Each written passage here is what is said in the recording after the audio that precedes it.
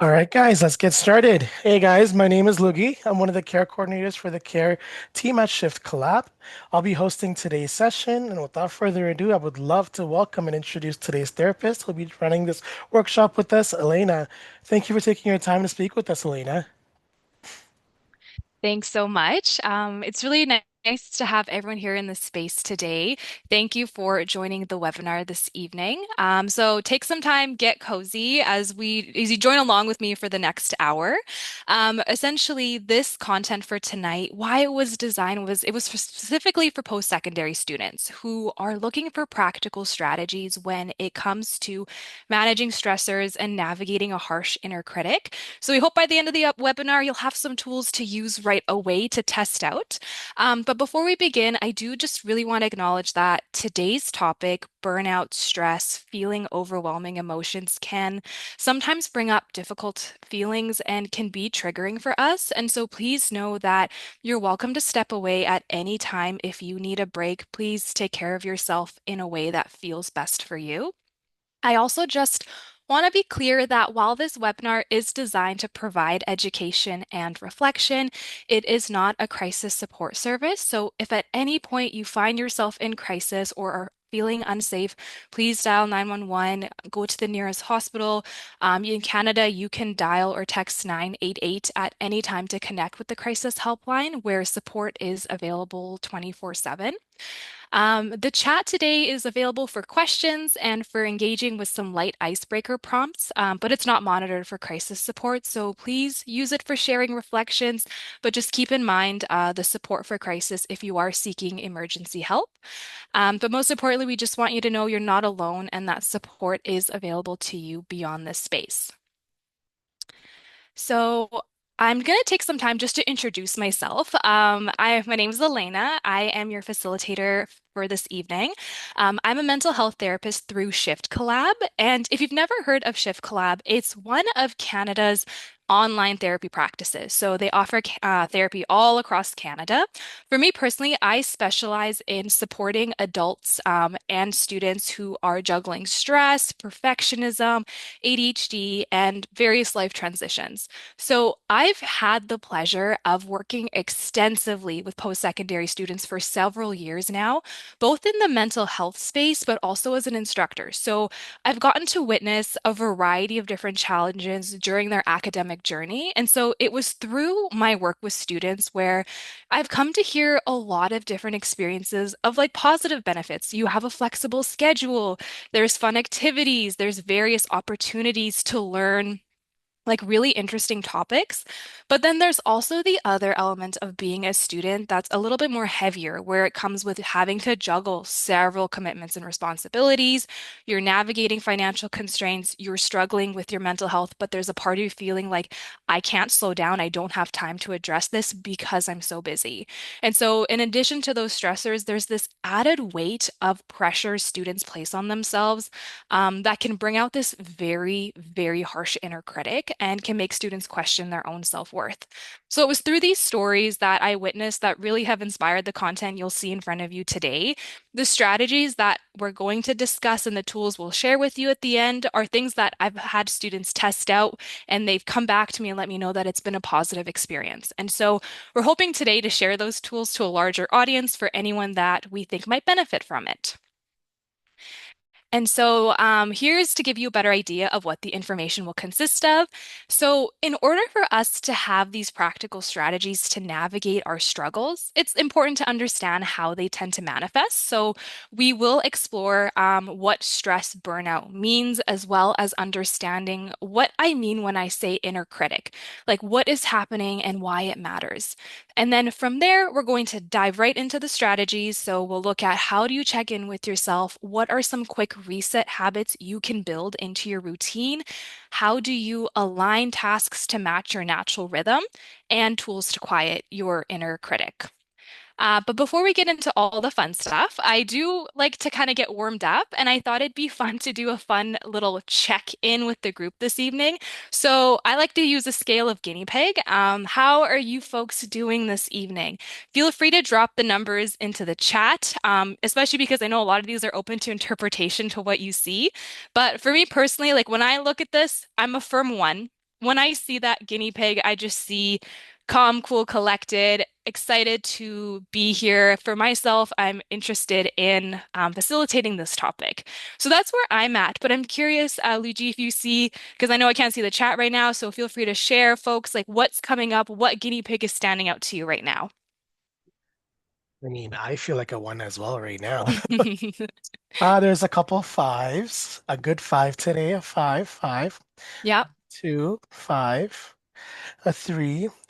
Eve is a six with a smiley face. Five, there's a five, tired and cozy. Oh, never mind. I changed my mind. I'm a five now too. Yeah. Oh, yeah. Oh, excellent. I like that. I like five because that's how I imagine folks are nice and cozy as they're taking in this information. We want you to be comfortable. And I think when I see it, it's just kind of like it's 7 p.m. for most of us in Ontario. And I recognize we're feeling tired. And so I see five standing out absolutely. All right, so we've got some of the guinea pig scaling questions done here. So then let's just dive into what I mean when I say burnout. So, burnout, the textbook definition, is the state of emotional, physical, mental exhaustion that's caused by this excessive and prolonged stress. So, burnout leaves you feeling drained. It's going to impact motivation and the ability to focus on your studies. It's almost like there's this sense of detachment from studies and life. And so you might even notice like you're floating through your day, you're not really engaged in the way that you used to be. And it's almost like your brain is saying like this is too overwhelming, I'm checking out. The way I describe it to my clients when we talk about burnout is like the injury before something major happens.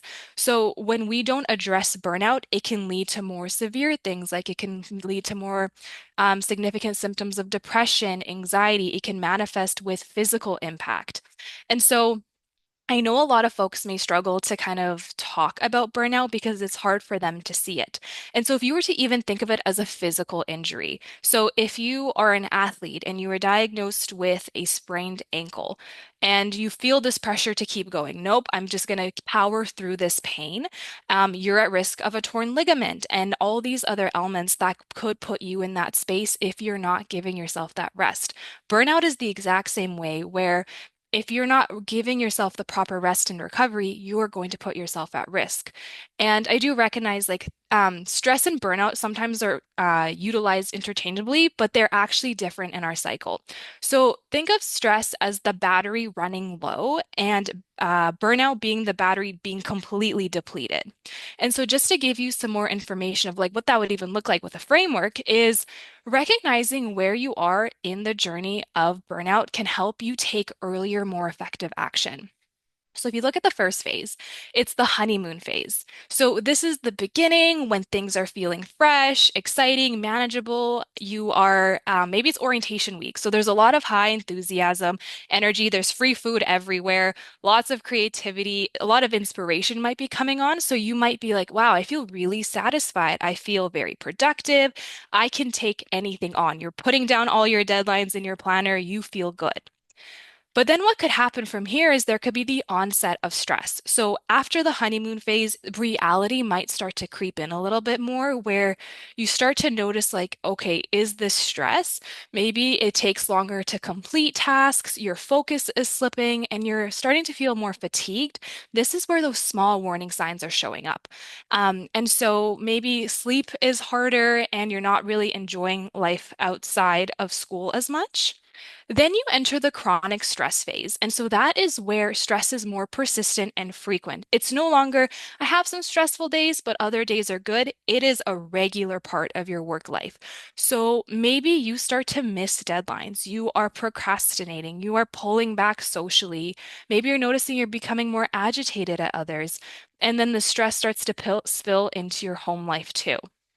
And so from there, you enter burnout. You have hit your limit and it's hard to function as you used to. So academic problems start to dominate your thoughts. You might feel numb, overwhelmed. There is this extreme self-doubt present, and the physical symptoms are known to intensify at this stage. So chronic headaches, stomach issues, maybe there's frequent illnesses present, and then the change in the behavior becomes more obvious to you and also those around you who care about you.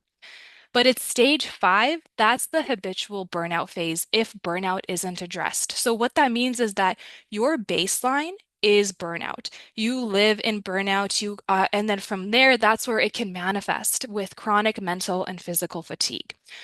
So it might lead to anxiety, depression, and just significantly impact your overall well-being. Academic performance here is known to suffer. I've worked with students who come in and they are usually very high-achieving individuals, but they are shocked when they look at their transcript because it's not their usual standard. And it's because of the fact that burnout does not care about your academics, your grades. If it's exhausted, your body is exhausted, and it's really hard to be present. So when you look at these stages, I don't want you to kind of think of them moving in a straight line, even though I know they're numbered that way. You might linger in one, you could move forward and backwards, and it's really recognizing that even the earlier stages will give you an opportunity to intervene with the rest, boundary setting, and the things that we talk about today. The goal here is to prevent that habitual burnout.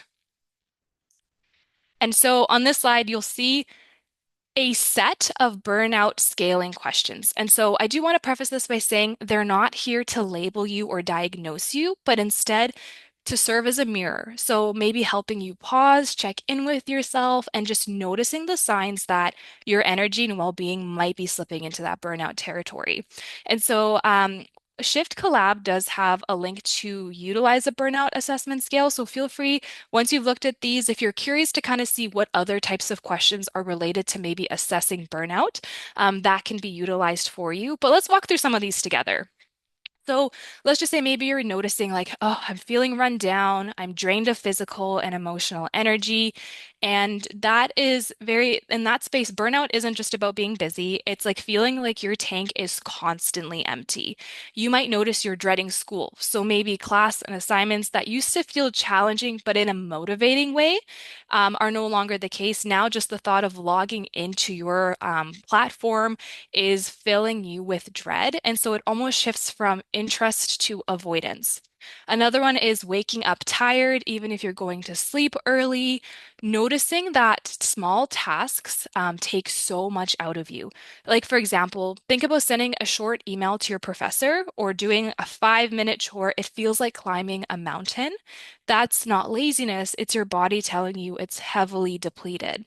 And so you might be looking at these and wondering, like, why are these questions important? And it's because burnout sneaks up slowly. You don't normally wake up one day and say, today's the day I'm burnt out. Instead, it builds. And so these small signs at first until they catch up. So by asking yourself these questions regularly, you're also giving yourself a chance to catch burnout early and take steps to reset before it becomes overwhelming. And so take a moment to ask yourself, like, have any of these questions stood out for me right now? And you don't have to share it, but naming it for yourself is already a powerful first step. And I just really want to emphasize to everyone here that these experiences are not signs of weakness. Think of them as signals. These signals are from your body and that you're needing care, balance, and support. And so on this slide, we're going to talk about something that many of us know all too well, and that's the inner critic. So, the inner critic is the voice inside of us that monitors, evaluates, and judges our thoughts, feelings, and behaviors. So, I've had clients share with me, I don't know how to look for the inner critic. Because sometimes the inner critic can sound like it's trying to keep you in check. So, reminding us to do better, to work harder, to not mess up. But most often, it does show up in a very harsh, critical voice. So instead of encouraging us, it tears you down and it tells you you're not doing enough, you're not smart enough, you're not capable enough. And the inner critic can serve like several underlying motivations. Sometimes the harsh approach can stem from a desire to protect you from experiencing emotional pain, shame, or even rejection. And so sometimes it just turns to these like maladaptive methods to try and encourage you to get things done. The problem with the inner critic, though, is that it doesn't just stay in our head, it creates stress. So every time you second guess yourself, you beat yourself up for a mistake, or you push yourself harder because of that voice, your stress levels rise. And so if that stress is ongoing, it doesn't just make you anxious or tense, it eventually leads to burnout. So when your inner critic is running the show, it is like you're constantly in a pressure cooker. You're always pushing and you're never resting, always bracing for that judgment. And just to put it into more perspective, if you folks look at that diagram that we have here, you kind of get trapped in this cycle. You have pressure from your inner critic at the top saying, you're not doing enough. And so naturally, we're like, I need to get this voice away from me. And how do I do that? I need to show it that I'm doing enough. So you push yourself harder. You're overworking. You are ignoring rest, hoping that you can prove to yourself that you are doing enough. The problem here is, though, that we neglect rest. And so exhaustion seeks in, fatigue, low motivation. But then the inner critic, it doesn't care that you are exhausted. It's going to say, why can't you keep up? So then we start to panic and try to overcompensate. Now there's increased stress, there's self-doubt, there's anxiety, and now we're stuck in that cycle. And so when you see this space here, the key piece that we're trying to communicate is awareness. Once you can name that inner critic and notice how it talks to you, because I do recognize like there is an element of practice with that, especially if you've never really noticed what is happening behind the scenes, you can start to create distance from it. And so you don't have to silence it completely. That's unrealistic, but you can learn how to challenge, reframe, and give it more space to be compassionate. And so the good news is that breaking the cycle doesn't require huge drastic change because if we try drastic change, it usually tends to backfire because we don't have capacity right now when we're already exhausted to make these giant changes. And that can fuel that same level of perfectionism. So it starts with small intentional steps. And that comes from reflecting, noticing your patterns, really emphasizing recovery in your day to day, having energy mapping, and thinking about a mindset shift.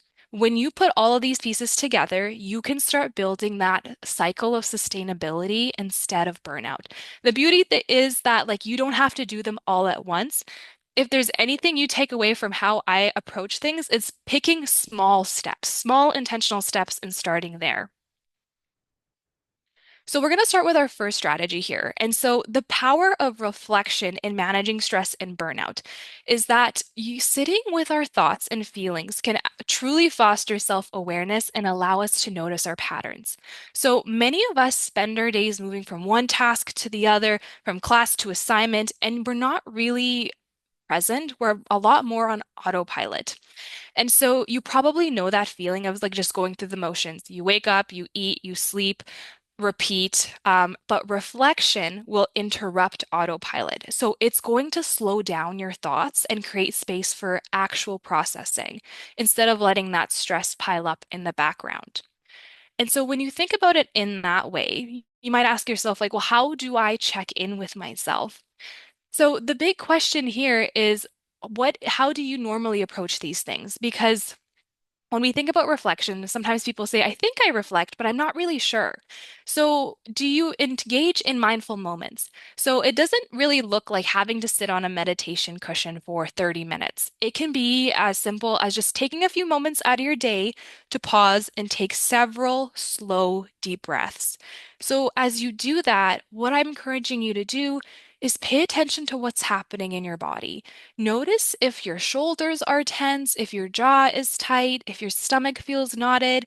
These physical cues often give us really valuable information about how we're actually doing, sometimes before your mind can even catch up to you. Another way to do that is just asking yourself questions, and this can be done through journaling, speaking your thoughts out loud, or just simply reflecting. And I will say, like, the goal is not to fix or judge yourself, it's just simply to name what's true in the moment. What am I feeling right now? Or asking, what's taking up most of my mental space today? And these gentle questions are there to add awareness without pressure. And so, these do fall into that category of being small, doable ways to check in with yourself. And over time, these tiny check ins can help prevent stress from building, going unnoticed, and giving you a chance to respond with care instead of burnout. But I do recognize that like asking yourself questions, if you've never done that before, is incredibly hard because it's like, what do I ask myself? So this is a worksheet that we are going to share with you folks as you have attended. And so it's called the Pause and Reflect worksheet. Why it's designed is to help you tune into what's going on inside, emotionally, mentally, and behaviorally, and to notice, is there stress? What values, supports, and small changes would help me in these spaces? So there's a couple of different sections it's kind of lumped into. So emotion and stress. It's noticing what feelings are present, and when stress tends to rise. So you might sit there and be like, okay, what emotions are most present for me this week? One thing I will say is if you are someone who struggles to identify what emotions are there, it might be good to use an emotion wheel. Basically, it's a visual wheel of like all the different emotions that we can potentially feel. And if you just even Google emotion wheel, you can pull it up. It might be helpful for you just to practice that vocabulary of what emotions are there beyond just like sad and anger. So that's another space that you can potentially explore too. It also prompts you for your what might feel overwhelming, what feels manageable. There's another section that talks with how to reconnect with why you're doing this work. Why did I pursue these studies? What are the values that are guiding me? Sometimes when we get so deep in feeling overwhelmed and stressed, we forget like why we're actually there. So it kind of puts you back into the present moment around here's why this is important to me. There's also a section just around identifying what helps recharge you, what can you lean on. And so using this worksheet regularly, that is like not just revisiting it once, can help you notice patterns over time. So maybe stress always spikes when it's related to a particular course. I know for myself, it was always anything math related. Or maybe your inner critic is louder when you're not as rested. So when you spot those, you gain the power to make changes, protect your energy, adjust expectations, and act with compassion. But moving on to the other element when it comes to managing our stressors, we need to talk about why recovery is crucial. And I do recognize this one gets overlooked in academic life.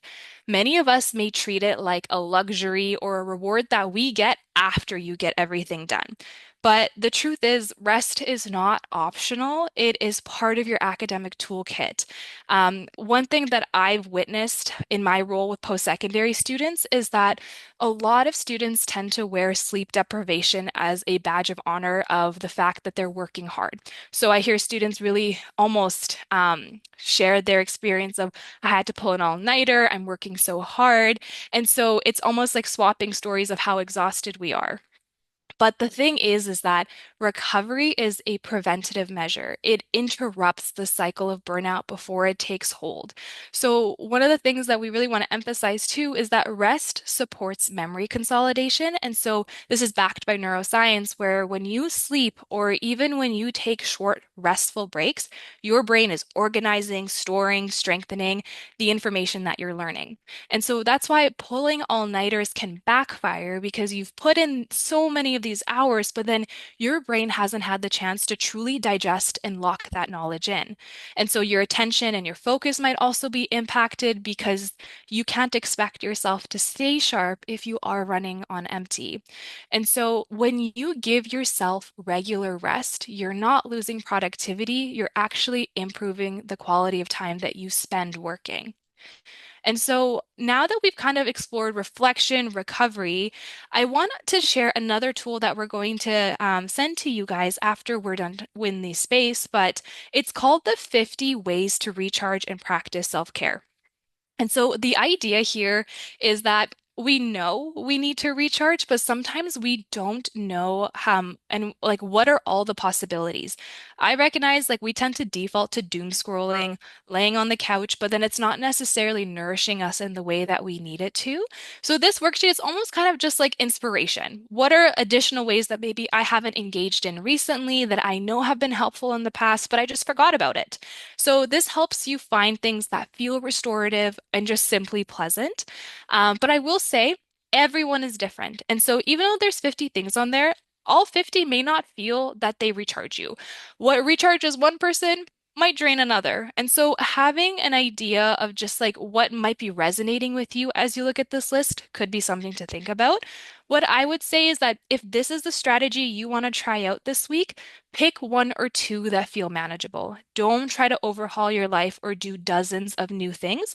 Choose one that feels realistic given the capacity that you have, because I recognize like post-secondary students are busy, and so what would fit into your schedule? And when I say schedule, I do mean schedule them in.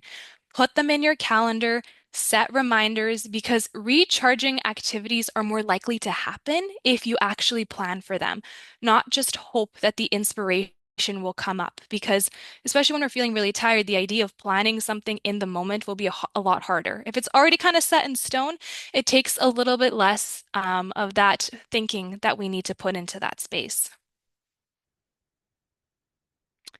So, on top of recharging activities, consider building resets into your daily routine. So, I want you to think of them as small checkpoints throughout the day that maybe will help you recharge and refocus rather than waiting until you are completely drained.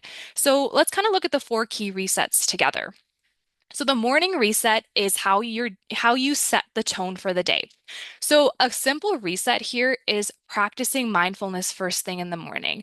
I have found that to be incredibly helpful. So instead of turning to grab my phone, I might sit and go on YouTube, search up 3 or 5 minute morning meditation, and it's really just guiding me with breathing. And that's something that I've done for myself that I found helpful, but I've also shared it with other folks, and they've said it's almost in a way that kind of slows your thinking down because sometimes we're thinking, oh my goodness, here are all the things I need to do today. So that kind of slows down that space for you. Thinking about having a good, nutritious breakfast, thinking about can I do even like a micro planning session and not to say like plan your whole day out because sometimes that can be stressful to think about. It just depends on the person. But even setting an intention that you want to go to into your day. The study academic reset is when you're in deep work and studying, it's easy to lose focus or try to push yourself to the point of burnout. So, thinking about using techniques like the Pomodoro method, where you do like it's a timer for folks who don't know online, if you Google it, it's just really like setting a timer for focus. So, like 25 minutes of focused work, followed by a 5 minute break. This is meant to keep your brain fresh. So, active breaks like stretching, walking can help with circulation and concentration, but also offer your brain a quick reset. Like looking away from your screen, changing tasks briefly is enough just to refresh your focus. A midday energy reset. So when I think about this one, by the middle of the day, most of us hit a slump. I have heard that 3 to 5 p.m. time for a lot of folks is really hard to get through. And what I often say is instead of pushing yourself, try to have an intentional reset, whatever matches your routine. So whether that's having lunch without your screen so your brain can actually rest. Sometimes we might even have the opportunity for a quick nap or 10-minute, like a short nap, 10-minute power nap. But I also say do not underestimate the power of nature or sunlight. I know winter, that's a whole different story. But for right now, if you have time to even go for a 10-minute walk around the block, that is a really great way to manage some of that slump that we get into because it's a good way to have a reset. And finally, evening resets. So that is looking at like, could we have a screen curfew? Can I turn off all my devices at least 30 to 60 minutes before bed? So it signals to your brain it's time to wind down. Sometimes even having a consistent relaxation routine, whether that's stretching, reading, calming music, can prepare your mind and body for restful sleep. For me personally, like I really enjoy having jazz music playing before bed. And so now my brain, it's come to a space of when I hear it, I feel a lot more relaxed and I'm almost ready to just go to sleep. Those kind of those things around like reinforcing it. But these resets, they do not have to be long or complicated. Even like I've been saying, small intentional steps can keep your energy steady to prevent that cycle of exhaustion. And when you build them into habits, they become natural touch points of balance through your day. And so once we kind of understand that element of the value of recovery, we want to look at how can we build consistency into our routine. It's one thing to know what to do, but another to make it a habit that actually sticks. So if we kind of break down some of these strategies, big thing theme of this presentation really is start small. You do not have to go meditate for long periods of time. We want small intentional steps that make you feel like you can actually do it. 2 to 3 minutes of mindfulness in the morning, 5 minute stretch, 5 minute walk outside. But you could also look at anchoring your reset habits to routines that you already have. And so, what I mean by that is, let's just say you make coffee in the morning. So, you're waiting for your coffee to brew. Pair your 2 to 3 mindfulness exercises with that cup. So maybe we are doing deep breathing, we're sitting in that space while we wait for our coffee to finish. Or if you're brushing your teeth at night, maybe use that as a cue for a short reflection. How did my day go today? How am I feeling right now? When you pair new habits with established ones, it makes it easier to remember and maintain. Another one that I think a lot of us overlook is tracking and celebrating small wins. Especially as a post-secondary student, we tend to look and gravitate towards things that are the final grades, evaluations. What did I get on a midterm? That we kind of miss out on the small wins throughout our day to day. And so if you spend just a few minutes each day journaling about your mood, your energy levels, it might even help you notice your patterns, but also potential improvements that might go otherwise unseen. So when you see progress, it also reinforces that habit and makes it more likely to stick. But another thing when it comes to building consistency is flexibility is key. Some days you are just going to need a longer reset. Other days, a shorter is all you can manage, especially when we enter those winter months. If you are someone who does struggle with energy when it's cold and it gets dark really fast, there's going to need to be some flexibility applied. But one thing I always tell my clients is you are not a machine. Our energy levels are never the same all the time. And so the goal is not perfection, is just adapting to your energy levels and being gentle with yourself. And we'll talk about that soon.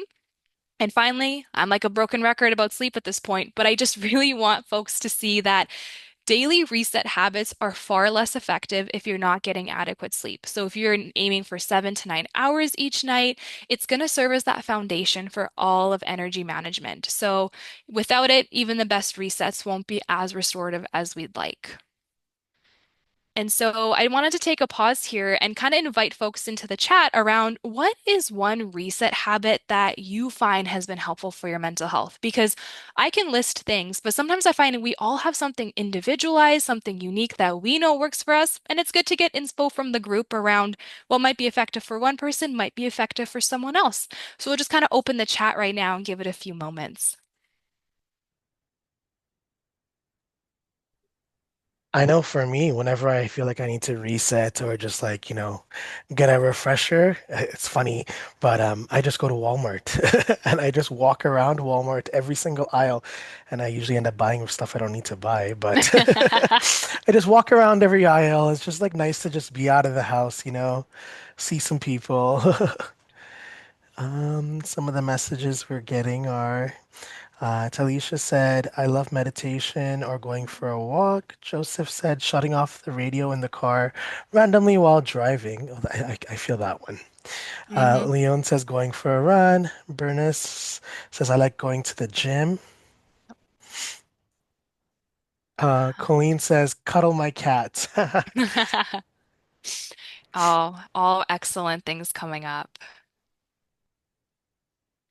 Yeah, and I think I'm hearing a lot of elements of running, exercise. Those are really great resets. But Uji, I do appreciate the Walmart comment because I think I'm also guilty of like going to Winners or Marshalls, Homesteads, and Winners. so it's very easy to have those distractions. But I think those are all really great things that folks are sharing.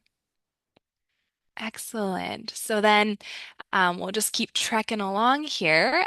So as we've kind of talked about energy resets, another important strategy for preventing burnout and optimizing just your ability to focus is tune into your energy. And so what I mean by that is energy is the process of tracking your energy through the day. So the goal is to identify periods where you feel most alert, productive, or the days or the times that you feel drained. So when you pay attention to these patterns, you can schedule tasks more strategically and work with your natural rhythm instead of against it. So, for example, let's say maybe you notice you're more focused in the morning then that's a really great time to tackle challenging study material or complex projects. If your energy dips in the afternoon, maybe that's where we're doing more lighter administrative tasks or a short power nap. And so when you think about energy mapping, it helps you plan your breaks more intentionally so that over time it allows you to structure your day so that your energy is aligned with your tasks. So you're managing efforts more efficiently and more sustainably. So here's another worksheet that we're going to share with you folks, the Daily Energy Tracker. So this is a tool designed to help you map your energy levels so that you can actually get the data in front of you. So, and then you can align your natural rhythm. So when you look at the worksheet, there is a scale one, very low, five, very high energy at different times in the day. So there's early morning, late morning. And so we've chunked them up in that way because that can also vary for us. When we say morning, is it 7 to 10 or 10 to 12? Because those are two very different times and we can experience very different energy levels from the two there. And so when you're tracking your energy levels over at least what I would say 3 days, it can start to help you identify patterns and gain insight into your natural energy flow. And so once you've tracked for 3 days, but sometimes we may not have enough for us to really understand where it ebbs and flows, take longer. Sometimes you need a couple more days, and that's okay because all of our energy levels are going to be different. But once you've marked that, reflect on the following questions. So, when do I feel most focused? When do I feel low energy or easily distracted? Do meals, sleep, exercise, or social interactions affect my energy? And are there consistent slumps that you're seeing during your week?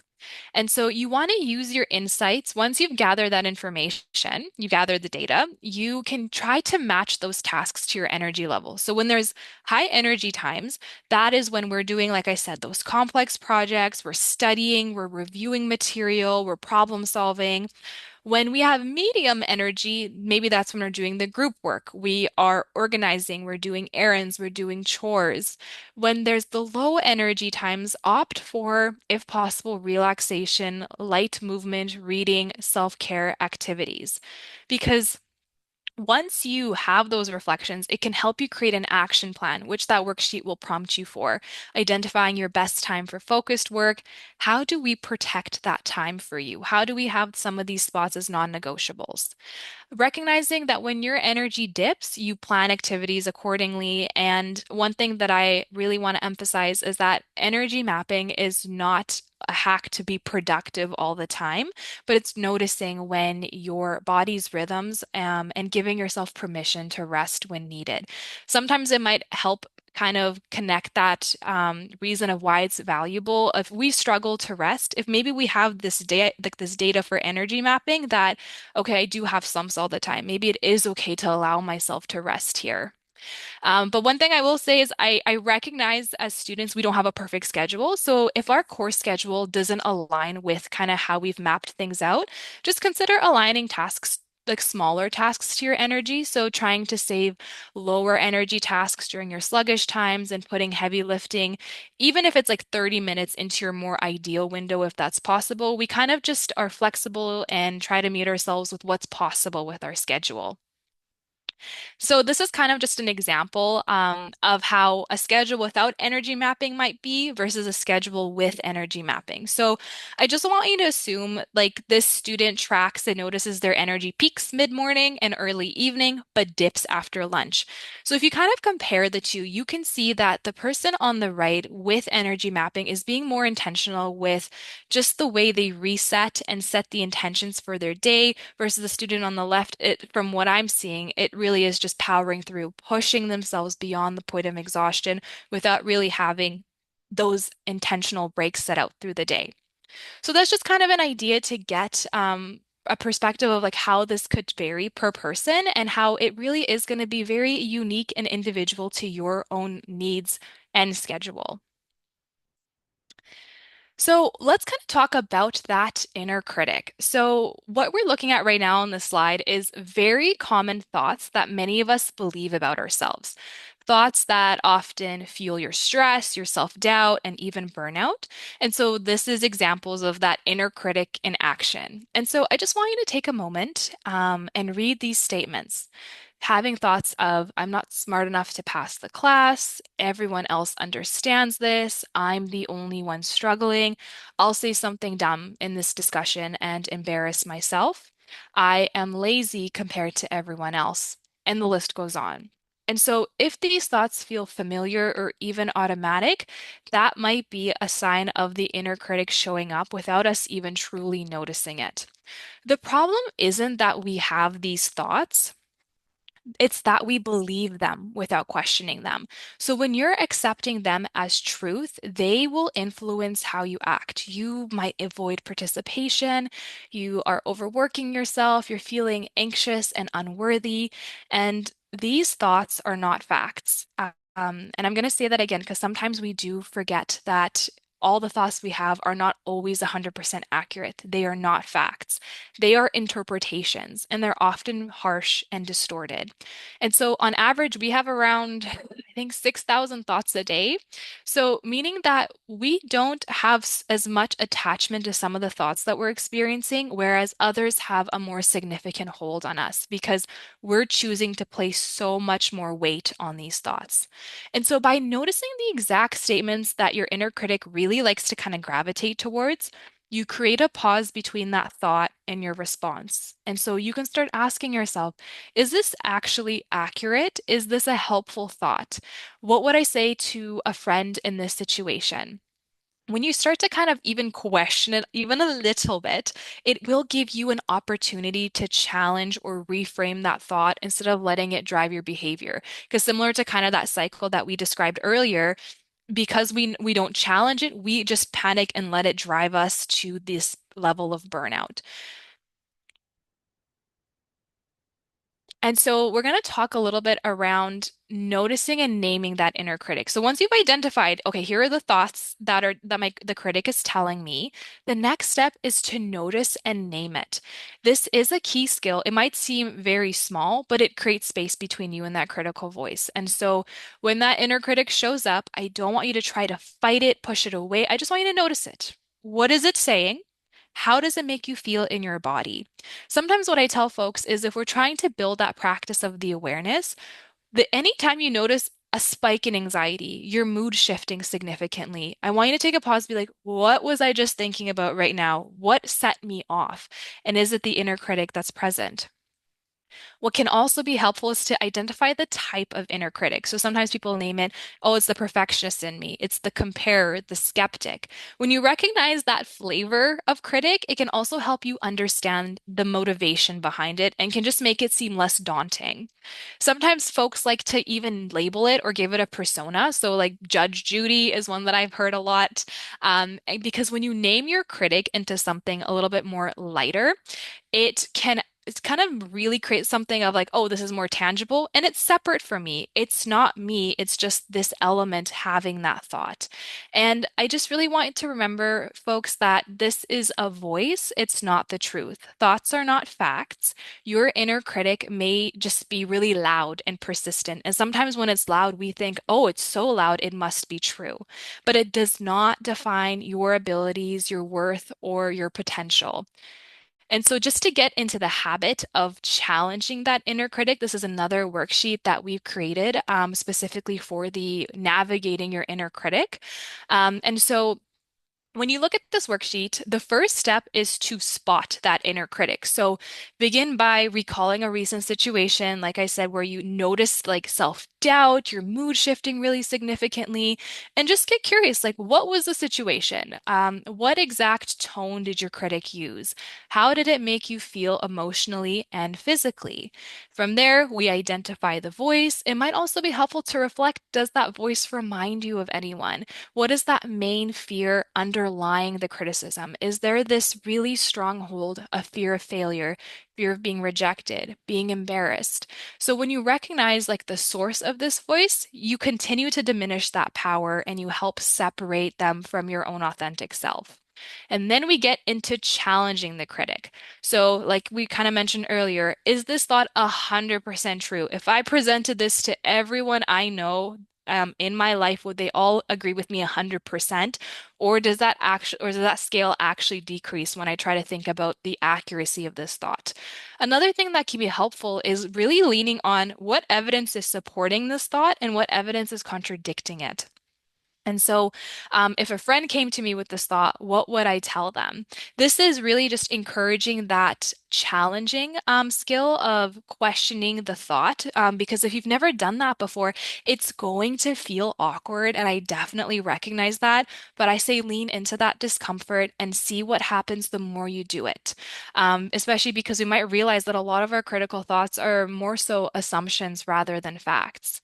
And so, after you've challenged the critic, comes reframing it with a kinder voice. So you almost kind of imagine like being intentional and having this like supportive inner coach speaking instead of your critic. So your critic is saying, you're going to fail. You reframe it. This is hard, but I can take it one step at a time. And the first couple of times you do this, if you've never really given yourself that space for self-compassion, I know my like folks I work with tell me this feels really fake to me. And I will acknowledge that it won't feel as impactful when you're trying to reframe it in that moment, but it does come from repetition because you're planting the seeds. The more that you introduce a different way of thinking, you're rewiring the way you're seeing the world, but it does have to come from that intentional work. And that's where that worksheet can be really helpful to serve as a guide. And so once you've kind of gotten a little bit comfortable with reframing, find ways to kind of anchor yourself in self-compassion. So thinking about one thing that I feel like one thing that I'm proud of myself, one quality I value in myself, one way I can support myself today. And so there's also grounding tools on this worksheet that can kind of help give you an anchor when it comes to self-compassion.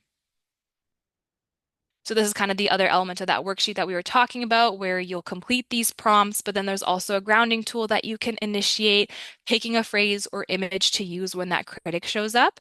So if, for example, like when that critic comes in, you imagine a stop sign. It's just you telling like, nope, I'm not going any further with this. I'm not entertaining this idea.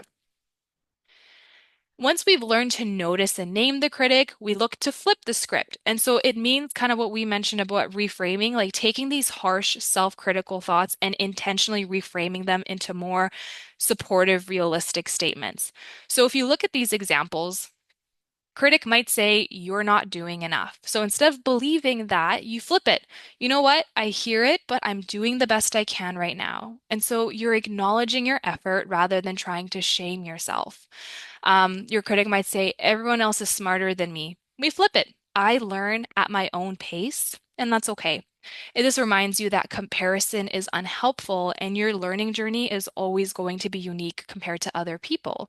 A common one I hear is, if I make a mistake, I'm going to fail. Flipped, it becomes mistakes help me grow and improve. And this encourages that growth mindset. And we're trying to kind of decrease the level of intensity around fear of failure. When I talk about flipping the script, it doesn't make the challenge or stress disappear, but it gives you a choice. You can respond to your inner critic with self-compassion, empowerment, instead of letting it control your emotions and actions. One thing that I just want to emphasize too, we kind of become so attached to our inner critic that a lot of us believe that the reason I've succeeded and gotten so far is because there's been that critic pushing me. But then what happens is that can we flip it in a way that we still hold that element of motivation, but in a way that's empowering? Because we truly cannot shame ourselves into self-love. We do have to take that intentional step to really practice that when it feels awkward, it feels sticky, until it does feel like something that genuinely you believe in. And so, just as a summary for you folks today, that kind of brings us close to the end of our conversation. But these are all the resources we're going to send to you. So, the pause and reflect, those guided prompts we went through together, the daily energy tracker for energy mapping, 50 ways to recharge, how to navigate that inner critic worksheet. And then we also added a bonus one where it was wellness related apps. And so, I know with post-secondary students, we always have our phone on us. And so there's several resources we added into that worksheet that maybe you can lean into just to see what else is there to manage those stressors. There is a yoga app that is free for post-secondary students. So I encourage you take a look at that to see if that's something you'd be interested in. There's meditative apps. There are several things that you can take a look to see if that would help you with managing your stressors. But I'll Thank you so much, everyone, and I'll pass it over to Luigi.